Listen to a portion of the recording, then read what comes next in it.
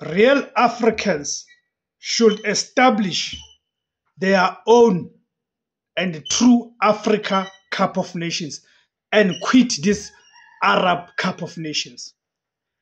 What this edition, which is taking place in Morocco, has done, it is to confirm what many honest African football supporters have been saying and have also been suspicious of, that the Arabs, meaning the Arab nations that find themselves within the African continent, have no absolute respect. They absolutely have no respect for Africans. And this is not just a footballing matter.